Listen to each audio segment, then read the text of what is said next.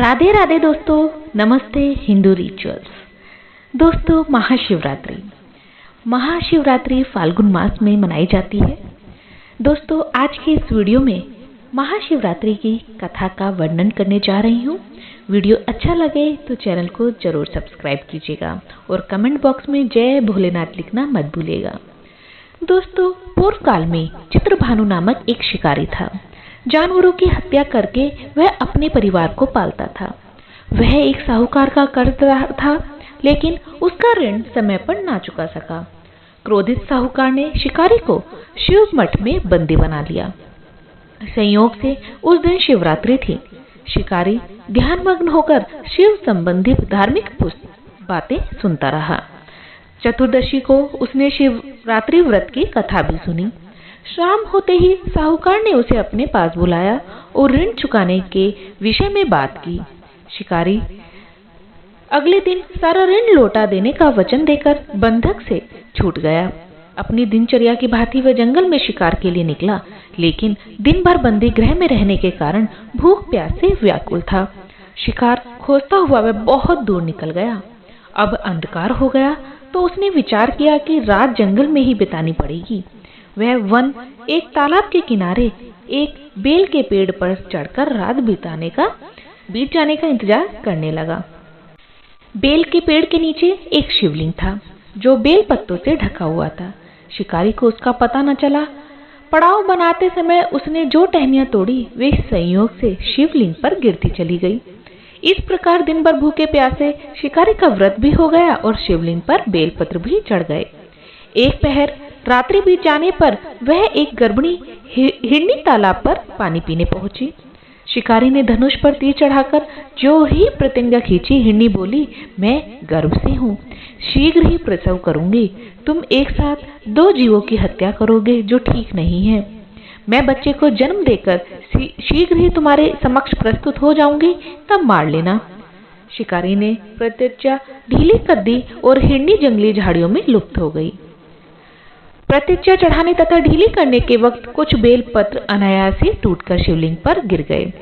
इस प्रकार उसने अनजाने में ही प्रथम प्रहर का पूजन भी संपन्न कर लिया। कुछ ही देर बाद एक और हिरनी उधर से निकली। शिकारी की प्रसन्नता का ठिकाना न रहा। समीप आने पर उसने धनुष पर बाण चढ़ाया। तब उसे देख हिरनी ने विनम्रता पूर्वक निवेदन किया, हे शिकारी, मैं थोड़ी देर पहले ऋतु से निर्वत हुई हूँ, कामातुर विरहिणी हूँ, अपने प्रिय की खोज में भटक रही हूँ। मैं अपने पति से मिलकर शीघ्र ही तुम्हारे पास आ जाऊंगी। शिकारी ने उसे भी जाने दिया। 2 बार शिकार को खोकर उसका माथा ठनका। वह चिंता में पड़ गया। रात्रि का आखिरी पहर बीत रहा था। इस बार भी धनुष में लगकर कुछ बेलपत्र शिवलिंग पर जा गिरे तथा दूसरे पहर की पूजा भी संपन्न हो गई। तभी एक अन्य हिरनी अपने बच्चे के साथ उधर से निकली। शिकारी के लिए यह स्वर्णिम अवसर था। उसने धनुष पर तीर चढ़ाने में देर न लगाई। वह तीर छोड़ने ही वाला था कि हिरनी बोली, हे शिकारी, मैं इन बच्चों को इनके पिता के हवाले करके लौट आऊंगी। इस समय मुझे मत मारो। शिकारी हंसा और बोला, सामने आए शिकार को छोड़ दूं? मैं ऐसा मूर्ख नहीं। इससे पहले मैं 2 बार अपना शिकार को खो चुका हूँ। मेरे बच्चे भूख प्यास से व्यग्र है। उत्तर में हिरनी ने फिर कहा, जैसा तुमने अपने बच्चे की ममता सता रही है, ठीक वैसे भी मुझे भी सता रही है।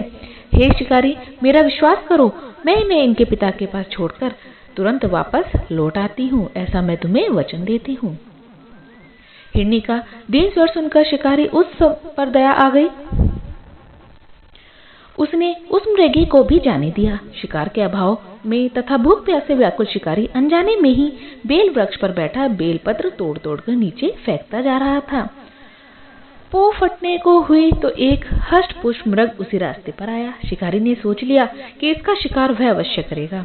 शिकारी को तनी प्रतिज्ञा देख मृग विनती स्वर में बोला, हे शिकारी, यदि तुमने मुझे पूर्व आने वाली 3 मृगियों तथा छोटे छोटे बच्चों को मार डाला है, तो मुझे भी मारने में विलंब न करना, ताकि मुझे उनके वियोग में एक क्षण भी दुख न सहना पड़े।